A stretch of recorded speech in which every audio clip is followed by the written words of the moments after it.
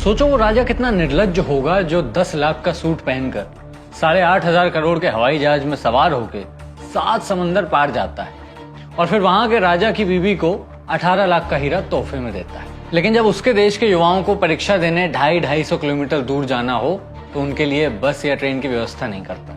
राजा खुद तो आलीशान महल में रहता है, लेकिन वहां के युवा रेलवे स्टेशनों के बाहर रात बिताने को मजबूर है। राजा साहब को गद्दी पर बैठे 24 साल से ज्यादा हो चुके हैं। शौकीन इतने हैं कि नहाने का नाटक करने के लिए फिल्टर वाले पानी से नकली नदी बनवा लेते हैं। लेकिन राजा साहब के खुद के प्रदेश में आज भी जानवर और इंसान एक ही गड्ढे से गंदा पानी पीने को मजबूर है। राजा साहब खुद को महिलाओं का बड़ा हिमायती दिखाते हैं और जो उनको पता लग जाए कि उनके दल के किसी व्यक्ति ने किसी महिला पर अत्याचार किया है वो उसे तुरंत बचा भी लेते हैं। राजा साहब परीक्षा पर भी बड़ी चर्चा करते हैं, लेकिन पेपर लीक करवाने वालों को भी साथ में पाल कर रखते हैं। क्या है कि धंधा नहीं रुकना चाहिए। अब जो धंधा है वो चाहे पेपर लीक का हो चाहे ड्रग्स का। वैसे देश में सबसे ज्यादा ड्रग्स राजा साहब के मित्र के अड्डे से ही पकड़ी जाती है। खुद के दल के पदाधिकारियों को भी गांजे से लेकर तमाम तरह के ड्रग्स की सप्लाई में लगा रखा है। कहा जाता है कि राजा साहब जिस दूसरे देश के राजा की बीवी को हीरा तोहफे में देकर आए थे, वहां के जो राजा हैं उनके हाथ इनकी कोई फाइल लग गई है।